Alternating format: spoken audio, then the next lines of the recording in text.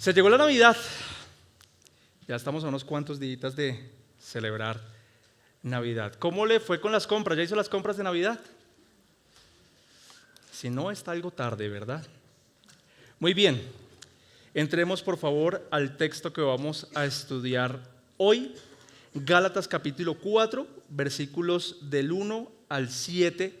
Y le pido el favor que lo lea con detenimiento conmigo, porque creo que no es un texto fácil de comprender con una primera leída. Dice el versículo 1, lo tenemos en pantalla, ¿verdad? Gracias. ¿Está conmigo? ¿Lo lee? Ok. Digo pues, mientras ¿quién? Perdón. El heredero es menor de edad, en nada es diferente del siervo. El heredero es menor de edad, en nada es diferente del siervo, aunque sea el dueño de todo, sino que, aun siendo heredero, está bajo guardianes y tutores hasta la edad señalada por el padre. Así también nosotros, dice Pablo, mientras que éramos niños, estábamos sujetos a servidumbre bajo las cosas elementales del mundo. Ya le voy a explicar qué es eso. Versículo 4, pero cuando vino la plenitud del tiempo, he aquí el texto principal del que voy a estar hablando, Dios envió a su Hijo, enviado a nosotros, nacido de una mujer, nacido bajo la ley, a fin de que redimiera a los que estaban bajo la ley, para que recibiéramos la adopción de hijos. Y porque ustedes son hijos, Dios ha enviado el Espíritu de su Hijo a nuestros corazones, clamando, Abba, Padre. Y el último versículo de hoy, por tanto, ya no eres siervo, sino hijo, y si hijo, también heredero por medio de Dios. Voy a hacerle una pregunta muy importante en este momento. ¿Usted entendió algo de lo que acabamos de leer? Sí, no, es como un texto confuso, ¿verdad? Como complejo. ¿De qué está hablando? ¿Quién es el heredero? ¿Quién es el padre? Bueno, hoy tengo por objetivo, por misión, explicarle a detalle qué es lo que Pablo está tratando de decir aquí. Pero para empezar, yo necesito que usted me acompañe a entender el contexto de toda la carta a los Gálatas. Pablo le escribió una carta a una iglesia en Galacia y yo necesito contarle la motivación de esa carta para entender lo que está escrito aquí. ¿Está bien? ¿Me acompaña? Todos sabemos quién es Pablo, alguna vez han escuchado de Pablo, ¿verdad? Pablo fue el último apóstol elegido por Cristo y él tenía la misión de ir a predicar el evangelio a diferentes ciudades, mientras que los otros apóstoles se quedaron en Jerusalén, allí edificando la iglesia. El Señor le dijo a Pablo, vete de aquí a diferentes ciudades y anuncia el mensaje del evangelio. Y entre las muchas ciudades que Pablo eligió para ir a predicar el evangelio estaba Galacia, que es la actual Turquía. ¿Alguno ha ido a Turquía? Cool, ¿verdad? Y allá son los globos aerostáticos y es espectacular. Bueno, Pablo fue allí a Galacia y tenemos un mapa donde está ubicado Galacia. Allí Pablo fue a establecer una iglesia. Mis amigos, queridos, ¿cuál es la misión de Pablo? Pablo tiene que predicar el evangelio, pero básicamente es implantar una idea muy clara de lo que Dios hizo a través de Cristo en la mente de sus oyentes. Entonces él tiene una idea muy clara en su cabeza y tiene que ir a transmitir esa idea a las personas que lo están oyendo. Qué difícil a veces es eso, ¿verdad? Que las personas comprendan exactamente lo que uno tiene en la cabeza. Bueno, Pablo tiene esta titánica tarea. ¿Cuál es ese mensaje en términos generales? Queridos amigos, ustedes saben que existe un cielo y un infierno. Y durante mucho tiempo hemos creído y tratado de ganarnos el cielo por medio de nuestros propios esfuerzos, haciendo buenas obras, tratando de guardar la ley del Antiguo Testamento, haciendo todo lo necesario para tratar de ganarnos el favor de Dios, lo cual es imposible, dice Pablo.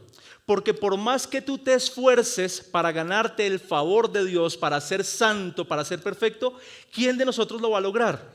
Ninguno. Entonces, ¿qué hacemos, Pablo? Pues Dios tuvo misericordia y envió a su Hijo Jesucristo a este mundo. y él tuvo una vida de obediencia perfecta desde principio a fin, no cometió ningún solo pecado. ¡Ah, qué bien por él! Pero aquí la buena noticia, que Dios promete que si tú confías en Cristo Jesús, si crees en la vida perfecta de obediencia que Él tuvo y le sigues, tú también vas a ser salvo. ¿Por qué? Porque Dios te otorga a ti la vida de obediencia que tuvo Cristo. Eso es lo que ya hemos estudiado, que se llama la justificación. ¿Entiende ese mensaje? Lo he escuchado antes, ¿verdad? Lamentablemente, hoy en día, en algunos círculos religiosos cristianos, se predica aún otro mensaje. ¿Cuál es el otro mensaje? Que sí, Cristo, muy bueno que haya venido, pero que todavía depende de tus esfuerzos. Que tienes que ganarte el favor de Dios, que tienes que ganarte la salvación. Y si te descuidas, pierdes la salvación. Y Pablo no está predicando de eso. Pablo está diciendo que la salvación es únicamente a través de confiar en Cristo. Y entonces ya no tenemos que obedecer. Claro, pero ya la obediencia no es para ganarte la salvación, sino que ahora la obediencia surge de un corazón agradecido por lo que Dios hizo por ti. ¿Me entienden hasta acá? Ok. Pablo planta esta iglesia allí en Galacia con esa idea bien cimentada. Habían griegos, habían romanos, habían judíos y muchas personas de allí de Galacia comenzaron a congregarse en este lugar.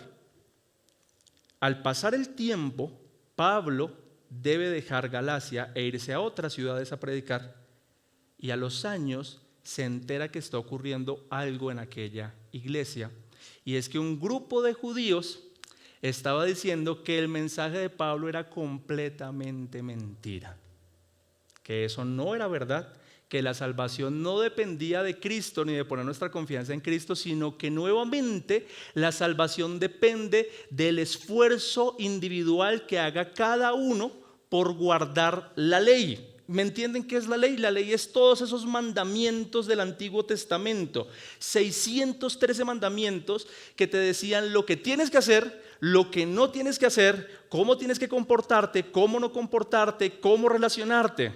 Habían leyes de carácter civil, cómo debía comportarse la gente en Israel, de carácter moral, cómo debías comportarte de forma individual, y de carácter ceremonial, cómo debías relacionarte con Dios. 613 normas pesadas que la gente creía que si las cumplía a cabalidad iba a alcanzar la salvación. Entonces este grupo de judíos le estaba diciendo a las personas que tienen nuevamente que guardar con cuidado, con lupa, cada uno de esos mandamientos, o si no, no hay salvación. Pablo entiende que esto no es cierto, que eso es ponerle una carga a las personas que no pueden sobrellevar. Y esa razón, eso que estaba pasando, fue lo que motivó a Pablo a escribir toda la carta a los Gálatas, donde él va a tratar de corregir esa idea de que la salvación no es por obras, sino que la salvación es únicamente confiando en Cristo como nuestro Salvador. ¿Me entiende? Entonces, la porción que vamos a estudiar hoy es una de las maneras en que Pablo le va a enseñar a este grupo de personas qué es para qué era la ley. Entonces, si la ley no fue dada para que cumpliéndola nos salváramos, entonces realmente ¿para qué es la ley? ¿Cuál es la función de la ley? Porque normalmente uno piensa que las normas es para cumplirlas y cuando las cumplo pues ocurre algo bueno. Si la ley no era para salvarnos, entonces ¿para qué es la ley? Y si Pablo nos dice entonces que no debemos confiar en la ley para salvación, ¿qué espera Dios de nosotros? ¿Qué es lo que yo tengo que hacer? No tengo que guardar los mandamientos, no tengo que cumplir cada una de las normas del Antiguo Testamento, entonces, ¿qué es lo que tengo que hacer? Y eso es lo que vamos a estudiar en esta mañana. ¿Está conmigo? Bien, entonces, vamos por partes. Atentos conmigo. Primer punto, por favor, escriban allí en su material. Dios envió la ley para enseñarnos y cuidarnos, pero no para salvarnos. Dios envió la ley para enseñarnos y cuidarnos, pero no para salvarnos. ¿Usted entiende esa frase? ¿Cierto? Los mandamientos del Señor que fueron dados en la antigüedad, en el Antiguo Testamento, nunca fueron dados para que las personas los siguieran y encontraran salvación. Esos mandamientos fueron dados para guiarte en tu vida y para protegerte del daño del pecado. Cuando el Señor te dice, no mientas, ¿para qué crees que es? ¿Porque Dios es caprichoso y no quiere que mientas y ya? ¿Qué ha pasado cuando has mentido? Cuando Dios te dice que no codicies lo que tienen los demás, ¿será por caprichoso? ¿Qué ha pasado cuando te pones a mirar y a mirar la vida de los demás? ¿Qué pasa en tu corazón? Sí nos ha pasado, ¿verdad? Nos cargamos, nos llenamos de angustia porque los demás tienen y yo no, y eso es insaciable.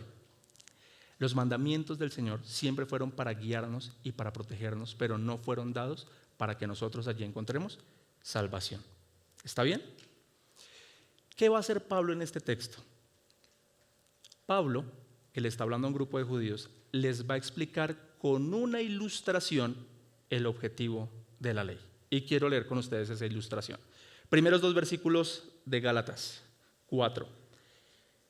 Dice la Escritura: digo pues, mientras el heredero es menor de edad, en nada es diferente del siervo, aunque sea el dueño de todo, sino que está bajo guardianes y tutores hasta la edad señalada por el Padre. Pastor, ¿qué son esos 2 versículos? Bueno, se los voy a explicar con una imagen. Regálame la primera imagen de esa familia. ¿Ve esa familia? Papá, mamá e hijo. ¿De qué civilización son por la ropa? Como romanos, ¿verdad? Exactamente. Pablo está hablando de una familia romana en esos 2 versículos. Él dice primero que hay un personaje que se llama el heredero. ¿Quién en esos 3 personajes es el heredero? El pequeño, que es menor, ¿verdad? Por supuesto está el padre, que es el dueño de todo, quien va a heredar todo, y la madre pues obviamente tenía que estar ahí porque fue la que dio a luz. ¿Qué es lo que está diciendo Pablo? Que ese niño pequeño en algún momento va a llegar a ser el heredero de toda la fortuna de su padre. Pero mientras que es menor de edad, mientras que es un niño, ¿a quienes necesita que le instruyan todo lo que tiene que hacer? A mentores y tutores. Regálame la siguiente imagen. Entonces dice Pablo, hay unas personas que le dicen a este pequeño todo lo que tiene que hacer. ¿A qué hora se tiene que acostar? ¿A qué hora se tiene que levantar? ¿Qué tiene que comer? ¿Qué no comer? ¿Qué decir? ¿Qué no decir? ¿Cómo comportarse? En todo. ¿Por qué? Porque es un niño pequeño que es inmaduro y que necesita dirección para todas sus decisiones. ¿Como sus hijos o no? Como los hijos. Hay que instruirlos, hay que enseñarles. ¿Qué ocurría en el ámbito romano? ¿Cómo funcionaba una familia romana? Actualmente, ¿a qué edad un niño es ahora adulto, un adolescente es adulto? ¿Después de qué edad? De los 18. Pero en la familia romana no había una edad establecida en que el niño pasaba a ser mayor de edad, sino que el padre, que veía atentamente a su pequeño, lo evaluaba, lo escuchaba, veía qué hacía, qué no hacía. El padre determinaba el momento en el que este muchacho iba a dejar de ser un niño y ahora iba a ser un mayor de edad. Normalmente ocurría entre los 14 y los 18 años de edad. Entonces el padre decía, si este muchacho ya está maduro, este muchacho ya puede conducir la herencia, este muchacho ya se puede conducir solo, es momento de declararlo mayor de edad. Y había toda una ceremonia bonita, tenemos la ceremonia. Entonces el padre reunía a todas las personas, a los tutores, a los mentores, y les decía, ahora mi hijo ya es un adulto y es responsable de toda nuestra herencia y ya no va a necesitar ningún mentor ni un tutor que le diga qué hacer, porque se espera que ahora este muchacho que es adulto se conduzca a sí mismo con madurez y con entereza. Y a partir de ese momento, pasaba a ser hombre, un adulto. ¿Me entiende hasta acá? Pablo, ¿y eso qué tiene que ver conmigo? ¿Qué tiene que ver con la iglesia? Versículo 3. Así también, regálamelo por favor, así también, mientras éramos ¿qué? Niños, estábamos sujetos a servidumbre bajo las cosas elementales del mundo. Cuando Pablo habla allí de las cosas elementales del mundo, se refiere a la ley, a todos esos mandatos del Antiguo Testamento que decían todo lo que nosotros teníamos que hacer y lo que no teníamos que hacer. Entonces, mientras fuimos niños, necesitábamos esos mandamientos para que nos guiaran en todas las cosas, porque no nos sabíamos conducir, para protegernos, para guiarnos, para cuidarnos. Pero esa ley tendría un cumplimiento, dejaría de entrar en vigor en el momento en que el Padre determine que ya somos hijos maduros, ¿verdad? ¿Cuándo ocurrió eso? Gálatas capítulo 3, versículos 23 al 24. Dice la Escritura, dice Pablo: antes de que se nos abriera el camino de la fe en Cristo, estábamos ¿qué? Vigilados por la ley. Nos mantuvo en custodia protectora, por así decirlo, hasta que fuera revelado el camino de ¿quién? El camino de la fe. Dicho de otra manera, la ley fue nuestra tutora hasta que vino Cristo. Nos protegió hasta que se nos declarara justos ante Dios por medio de la fe. ¿Lo entiende? ¿Verdad? Ahí está el objetivo de la ley. ¿Dónde radica el problema? El problema radica en el uso que la gente le dio a la ley. Lo que le decía al principio. Por medio de mis esfuerzos y mis méritos, yo me gano la salvación. Si cumplo a cabalidad la ley, voy a ser salvo. ¿Qué problema? Qué difícil.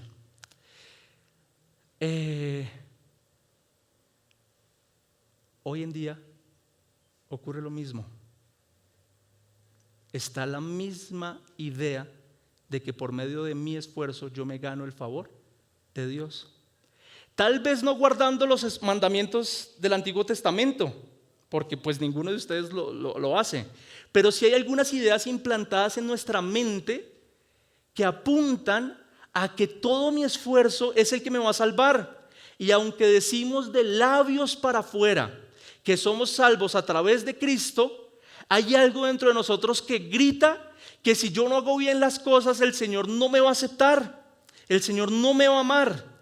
Y esa es la idea que quiere corregir Pablo. No tienes que hacer un montón de normas para ganarte el favor y la salvación de Dios. El Señor tuvo misericordia de ti, aun con lo imperfecto que eras, y ahora, fruto de esa salvación, anda en los mandamientos, pero no al revés. ¿Sí? Algunas ideas de cómo se ve una persona que sigue esclava a ese pensamiento de que es salvo por medio de sus obras. Mire estas frases que van a aparecer en pantalla. Sigo a Dios por miedo y no por amor.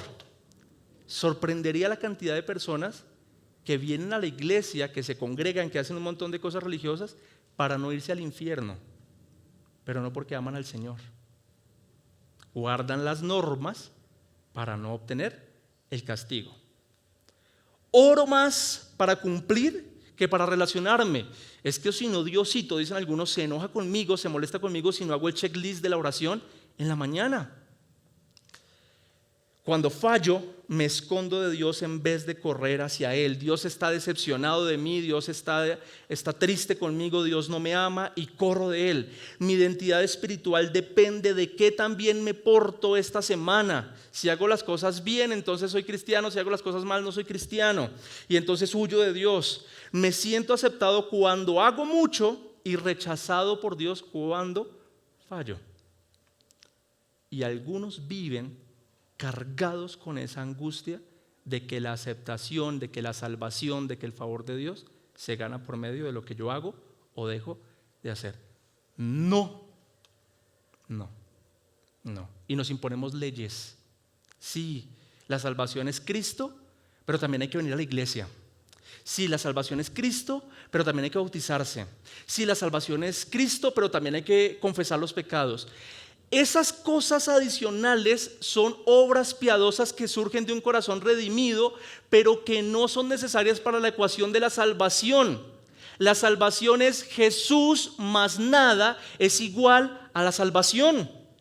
No se necesita nada adicional, nada que agregarle a la obra de Cristo para nosotros poder ser salvos. O si no, ¿cómo le hubiese ido al ladrón de la cruz? No, muchos de nosotros diríamos, ese hombre no fue salvo porque él no se congregaba. Y no se congregaba en la iglesia que yo me congrego, dicen algunos. No creía en la doctrina que yo creo. No se vestía de la forma en que yo me he visto. y empezamos a sumarle cosas para evaluar si esa persona era salva o no. La salvación es únicamente a través de Cristo. Entonces, la ley, esos mandamientos son para cuidarnos y para protegernos, pero nunca fueron dados para que nos salváramos. ¿Me entiende hasta aquí la idea que está transmitiendo Pablo? Entonces lea esta frase conmigo, la que está al final de ese primer punto. La ley nos cuidó, la anterior, la ley nos cuidó y guió, pero vino alguien para cambiar nuestro corazón. Entonces, por medio de esfuerzos externos estábamos tratando de ganar la salvación, pero el Señor determinó que viniera su Hijo para que ya no fuera algo externo, sino que algo que brotara desde nuestro corazón. Amén. Segundo punto, Dios envió su Hijo para cambiarnos de condición, de esclavos bajo la ley a hijos adoptados por gracia. Dios envió a su Hijo para cambiarnos de condición, de esclavos bajo la ley a hijos adoptados por gracia.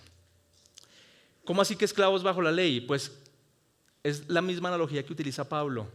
Ese niño, antes de ser mayor de edad, no difería de un esclavo. ¿Por qué? Porque aunque es hijo, tiene que obedecer en todo a sus tutores. Parece un esclavo. Lo mismo nosotros. Creyendo que encontrábamos la salvación, parecíamos esclavos bajo la ley, obedeciendo un poco de normas y reglas que nosotros mismos nos inventamos para tratar de ser salvos. Pero vino Cristo para pasarnos de esclavos bajo la ley a hijos adoptados por gracia. Déjeme ser un poco redundante con el tema de la ley para explicarlo aún más. ¿Ha hecho dietas? ¿Este año hizo dietas? Como vamos ahorita en diciembre, ¿amerita una dietica en enero? Como una desintoxicación. La motivación normal de una dieta es porque queremos ser saludables, ¿verdad? A algunos, no sé si a algunos les pasa, pero a uno ya le empiezan dolorcitos como en los riñones, como uy, ya hay mucha comida, toca desintoxicarnos. Y entonces iniciamos con esa motivación de necesito hacer una dieta. Y la dieta es un montón de reglas y de normas de lo que debemos comer y lo que no debemos comer y en qué momento y hasta cuántos días. Entonces hay dietas de 10 días, hay dietas eternas, bueno, en fin. Cuando arrancamos esas dietas, ¿cómo arrancamos? Como con motivación. Listo, el primer día es fácil y se puede y hasta nos sentimos saludables. Y el segundo día de la dieta de las frutas también nos sentimos saludables. Pero ¿qué pasa al tercer y cuarto día y de ahí en adelante con esas dietas? Se vuelve casi que un infierno, ¿verdad? Qué difícil. Ahí ya empiezan los mareos, se baja el azúcar, ya el cuerpo empieza a reaccionar.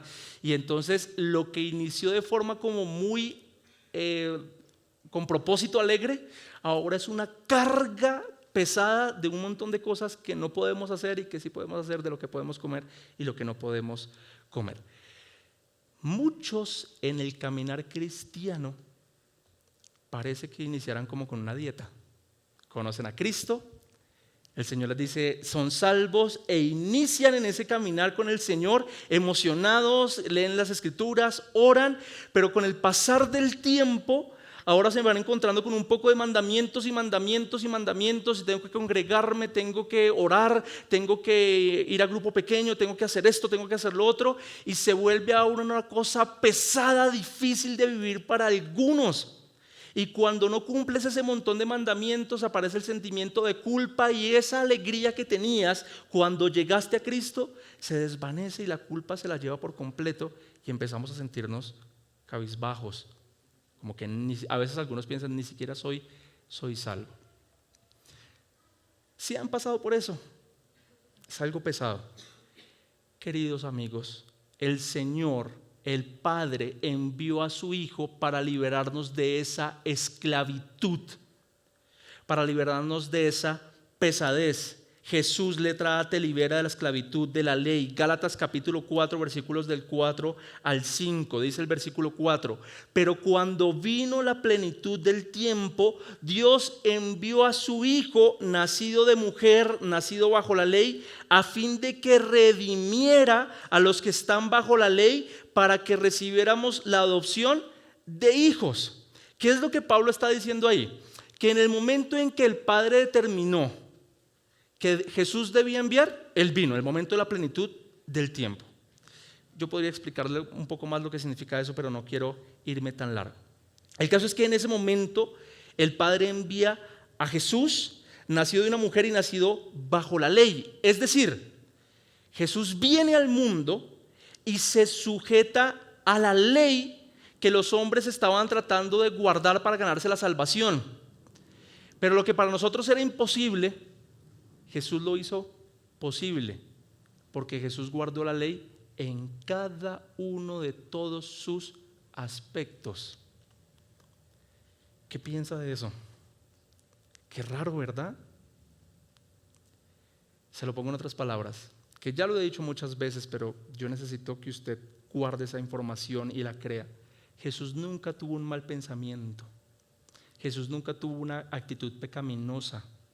Jesús nunca tuvo una acción pecaminosa, ni cuando era bebé, ni cuando era adolescente.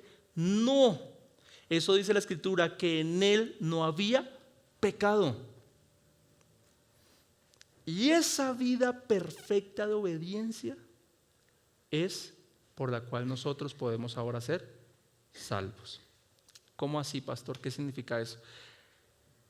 Déjeme se lo explico de la siguiente manera. Arenas movedizas, ¿se ha visto en televisión cómo funcionan esas arenas movedizas?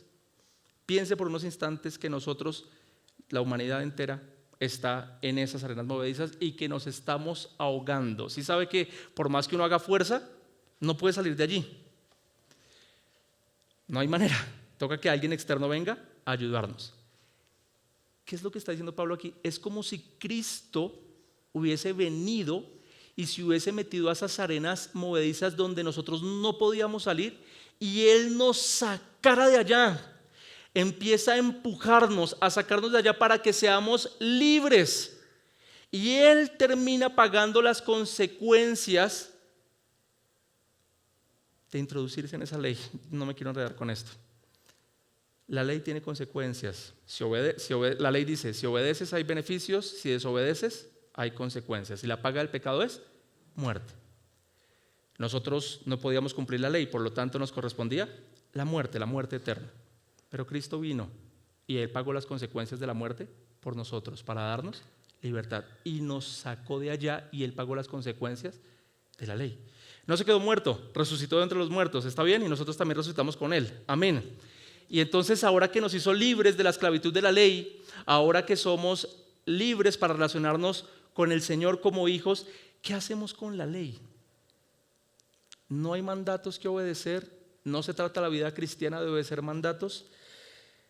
Letra B, Jesús te da un nuevo enfoque de la ley.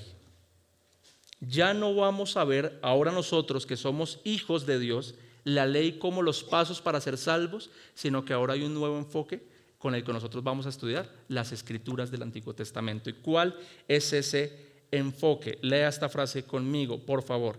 Cristo cambia nuestra relación con la ley. Ya no es el medio para ser aceptados por Dios, sino que es un testimonio que habla de Él. Ya no examinamos las Escrituras del Antiguo Testamento, la Biblia, para tratar de ganarnos el favor de Dios, sino que ahora las examinamos porque las Escrituras hablan de quién es el Señor, nos cuentan quién es el Dios que nosotros adoramos. ¿Cómo sabe usted de eso? Porque Jesús entabló una conversación con un grupo de judíos y se los dijo. Lean este texto conmigo, por favor. Juan 5, 37 al 39. Dice el versículo 37: el Padre que me envió, Él ha dado testimonio de mí, pero ustedes no han oído jamás su voz ni han visto su apariencia. Y su palabra, que se refiere a las Escrituras, no la tienen morando en ustedes porque no creen en aquel que Él envió. Y les dice en el 39: ustedes examinan las Escrituras porque piensan tener en ellas ¿qué? La vida eterna. Pero ellas son las que dan testimonio de mí. Entonces este grupo de judíos con los que Jesús estaba hablando examinaba las Escrituras porque pensaban que allí iban a encontrar la vida eterna. Pero Jesús les está diciendo, no. Esas Escrituras que ustedes tanto examinan, hablan es de mí. Toda la Escritura, desde Génesis hasta Apocalipsis, es el testimonio escrito que nosotros tenemos de quién es nuestro Dios. Ninguno de nosotros va a ver a Dios. Ninguno de nosotros va a escuchar a Dios en la vida, de forma audible. ¿Cómo hacemos para conocerlo? A través de las Escrituras. Las Escrituras nos cuentan quién es el Señor, cuál es su carácter, qué le gusta, qué no le gusta, cómo lo hace, cómo no lo hace, cómo espera Él que nos acerquemos, por ejemplo, a Él de forma correcta. Las Escrituras nos cuentan todo de quién es el Señor. Nosotros nos andamos inventando un Dios cuando no leemos las Escrituras y no la conocemos y hacemos un Dios a nuestra imagen y semejanza. Yo pienso que a Dios le gusta esto, yo pienso que Dios haría las cosas de esta manera, pero ese no es el Dios real. El Dios real es el que de las Escrituras dan testimonio. Por eso urge que tú conozcas las Escrituras para que conozcas el Dios que adoras. No para salvarte, para que conozcas al Dios que adoras. ¿Me entiendes?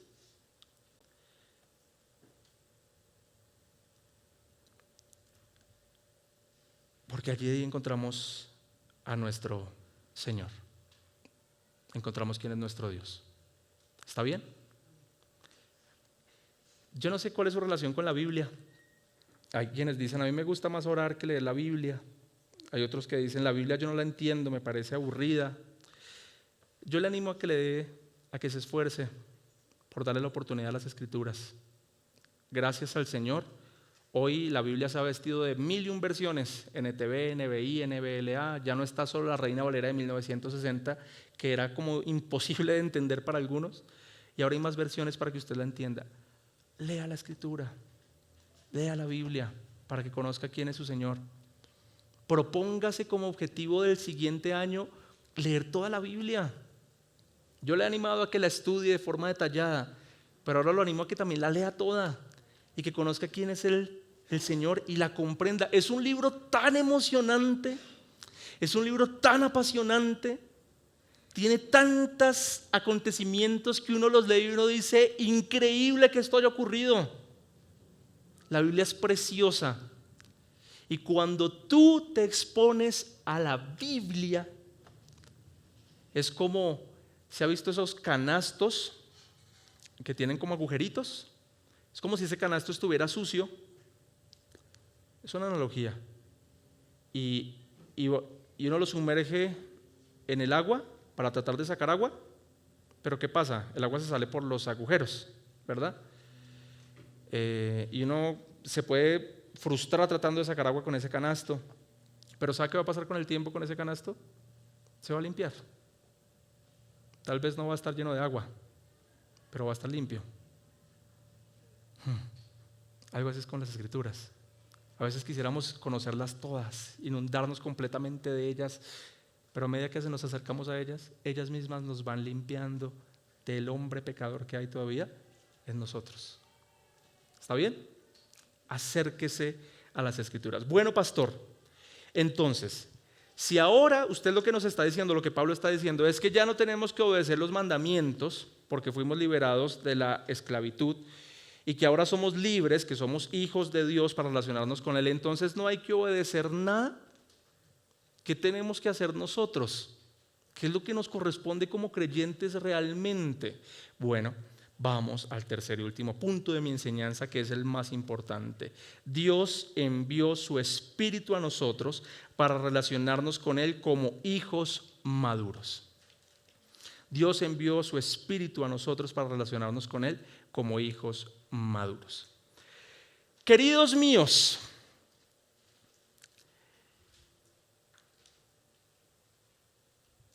piense en lo siguiente, piense en su hijo o su hija más pequeño. Los que no tenemos hijos, imaginemos un hijo pequeño. A ese pequeño lo instruimos en todo, como lo he venido enseñando. Le damos de comer, le decimos a qué hora se debe acostar, le decimos todo lo que debe hacer. Pero va a llegar el momento en que ese pequeño crezca y ya tenga 20 años, 21 años y sea el momento de salir de casa. Ya es un hijo adulto y se va de casa. ¿Qué esperan ustedes como papás de esos pequeños que ahora son adultos? Que se conduzcan ¿con qué? Con madurez, ¿verdad? Que sigan teniendo buenos hábitos, tal vez no exactamente los mismos que ustedes les enseñaron, pero sí que tenga buenos hábitos. Que no use ahora la libertad que tiene fuera de las normas de casa para volverse un loco y destruir su vida, ¿verdad? Sino que lleve una vida correcta, que coma lo saludable, que se acueste a la hora adecuada. Eso esperamos de un hijo maduro. Qué extraño sería si ese hijo, ahora de 24 años, 25 años, regresara a casa y nos dijera: papá, mamá, yo necesito que usted me vuelva a instruir en todas las cosas. Dígame a qué horas me tengo que acostar, qué tengo que comer, cómo tengo que vestir, qué tengo que decir y qué no tengo que decir. ¿Qué pensarían ustedes de ese pequeño? Hay un problema de madurez, ¿verdad? Algo anda mal, tal vez lo ayudarían, pero algo anda mal, porque no maduró, no creció, necesita otra vez de todo. Señores,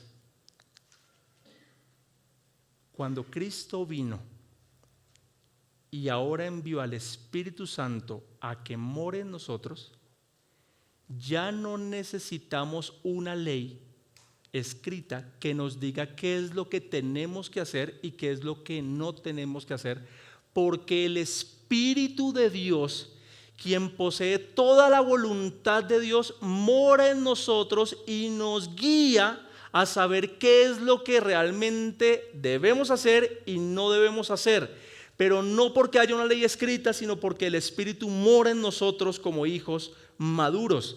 Miren la profecía que dio Jeremías cientos de años atrás, antes de que Cristo viniera. Jeremías 31:33 dice lo siguiente: porque este es el pacto que haré con la casa de Israel después de aquellos días, declara el Señor. Pondré mi ¿qué?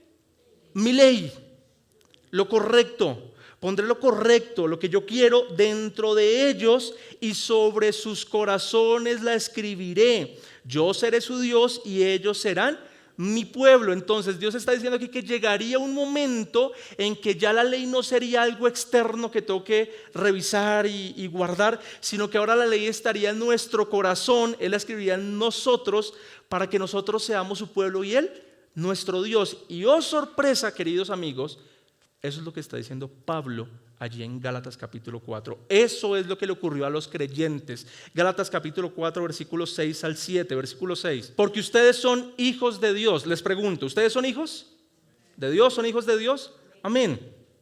Si son hijos de Dios, Dios ha enviado el Espíritu de su Hijo a nuestros corazones, clamando: Abba, Padre. Por lo tanto, ya no eres un siervo, ya no eres un esclavo de las normas, sino que ahora eres un hijo. Y si eres hijo, también eres heredero por medio de Dios. El Señor no nos salvó para que creáramos una religión llena de normas. El Señor nos salvó para que nos relacionáramos con Él. Y usted entiende la diferencia. Porque con sus hijos a veces parecen normas, gracias.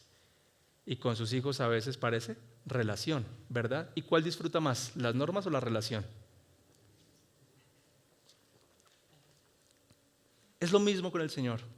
El Señor nos salvó para hacernos hijos y que nos relacionemos de forma madura con Él, para que ya no andemos en cosas inmaduras como niños pequeños, para que ya no andemos tomando decisiones inmaduras como niños inmaduros, sino que ahora Él puso su Espíritu Santo en nosotros, quien, como les digo, tiene toda la voluntad de Dios, para que andemos en esas cosas. ¿Qué significa Abba Padre? Como está escrito ahí, significa papá, papá, papá cercano.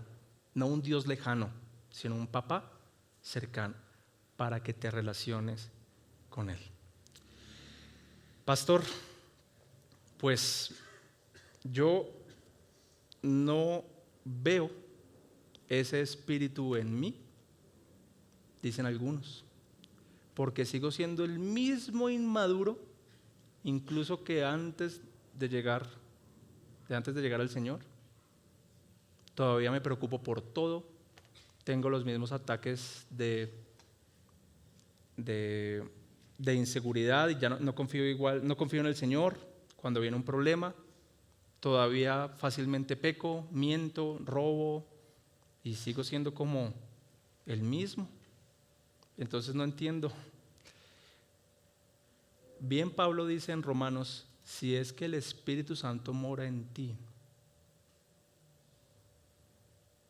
Y esa es una pregunta que habría que hacernos. ¿Realmente has creído en Jesús como tu Salvador para que el Espíritu Santo more en ti?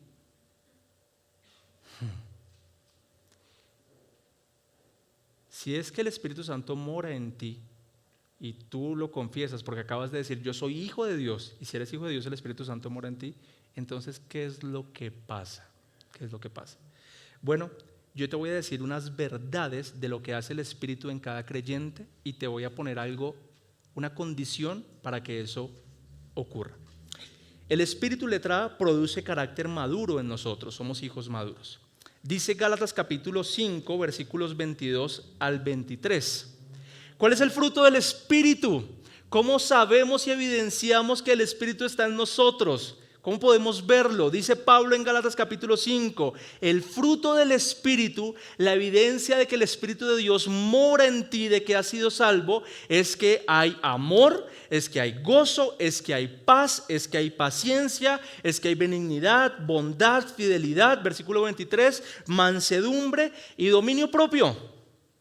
Si tú ves esas cosas en ti que están allí escritas, alégrate porque el Espíritu Santo está obrando en ti.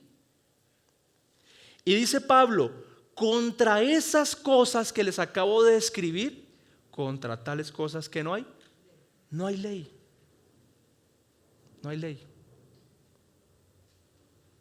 Porque si tú vives en esas cualidades, si el Espíritu produce en ti esas cualidades, vas a cumplir toda la ley sin ni siquiera estarla buscando. ¿Sí me hago entender? Pero ¿qué pasa? Que como el Señor quiere hijos que se relacionen correctamente con Él, un hijo debe tomar decisiones. Y aunque es cierto que el Espíritu Santo está morando en nosotros, los que somos hijos de Dios, también es real que la carne sigue viva. Y mientras que el Espíritu quiere hacer las cosas que están en la voluntad de Dios, la carne ¿para dónde jala? Para el otro extremo. Pero el Señor, ahora que nos liberó de la esclavitud de la ley, nos dio la libertad para que nosotros como hijos maduros elijamos hacer lo correcto. Entonces, letra B, el Espíritu nos guía a usar bien la libertad. Gálatas capítulo 5 versículos 13 al 14, dice la Escritura, porque ustedes, hermanos, a libertad fueron llamados, somos libres. Solo que no usen la libertad como pretexto ¿para qué? Para la carne, sino sírvanse por amor los unos a los otros, porque toda la ley se resume en una palabra, toda la ley en una palabra se cumple en el precepto, amarás a tu prójimo como a ti mismo. Entonces, ¿qué está diciendo Pablo aquí? El Señor te hizo libre, el Señor puso su Espíritu Santo en ti, no uses ahora esa libertad para el mal, para dañar, para lastimar. ¿De verdad vas a tener que volver a ser un niño pequeño que te instruyan en todo lo que tienes que hacer? ¿Necesitas que te digan que tienes que orar para orar? ¿Necesitas una norma que te diga que debes orar 3 veces al día para que ores? ¿Acaso tu corazón no lo necesita? ¿Necesitas un sermón sobre la importancia de congregarte para que te congregues con diligencia? ¿Una norma? Necesitas que alguien te diga que debes estudiar las Escrituras como una norma de tal día a tal hora para que lo hagas. ¿Acaso tu corazón, donde está el Espíritu de Dios, no clama por eso? Amor, gozo, paz, contra tales cosas no hay ley. El Espíritu Santo quiere hacer la voluntad de Dios todos los días en nosotros. Pero ¿qué pasa, pastor? ¿Qué ocurre? Letra C y último punto: ¿cómo se vive en el Espíritu? Bueno, Pablo ahí en Gálatas, ahí en el capítulo 5, se lo dejo de tarea para que lo lea. Pablo dice: miren, es real lo que les acabo de decir, el Espíritu vive en ustedes, la carne vive en ustedes. Pero hace algo que yo a veces no quisiera que estuviera ahí, pero está ahí. Y es como si Pablo dijera: el Espíritu va a querer pelear arduamente contra la carne, y la carne va a pelear arduamente contra el Espíritu. Pero tú decides por quién te dejas vencer. Si te vences y te rindes ante la carne y dejas que la carne domine tu vida, o si te rindes y te vences ante el Espíritu y dejas que el Espíritu domine tu vida. ¿Y cómo es rendirse ante el Espíritu? Porque sabemos cómo rendirnos ante la carne, ¿no? Simplemente darle rienda suelta a nuestro corazón. Y ya hemos vivido las consecuencias de eso, ¿verdad? Pero ¿cómo es rendirse al Espíritu? Hay un texto precioso en Hebreos capítulo 5, versículo 14. Dice la Biblia: pero el alimento sólido es para los adultos, los cuales por la práctica, los maduros, los adultos, los que ya han madurado, estos por los cuales por la práctica tienen los sentidos ejercitados para discernir el bien y el mal. Otra versión dice: por fuerza de práctica aprendieron qué es lo correcto y qué es lo incorrecto. Entonces ahora el Espíritu Santo que vive en ti todo el tiempo te está recordando qué es lo correcto, y la carne todo el tiempo está llamando a que hagas lo incorrecto. Y aquí dice que por la fuerza de práctica tú vas a dejarte dominar por el Espíritu. La carne no va a querer orar, pero vas a orar, porque vas a dejarte dominar por el Espíritu, porque el Espíritu sí quiere orar. La carne no va a querer congregarse, el Espíritu sí, y te vas a rendir al Espíritu y vas a obedecer la voluntad del Señor. Otra vez, no para ganarte el favor de Dios, no para ganarte la salvación. Él ya puso su Espíritu en ti, ya eres salvo, querido amigo. Solo que ahorita no utilices esa libertad para el mal, porque te hace daño. ¿Me hago entender al punto en el que estoy, el que llegué? El Padre envió a su Hijo. ¿Para qué? ¿Para qué fue dado Cristo a nosotros? Para hacernos hijos maduros, para que nos relacionemos de forma correcta con Él, para que entendamos las verdades espirituales que están en la Escritura y las vivamos.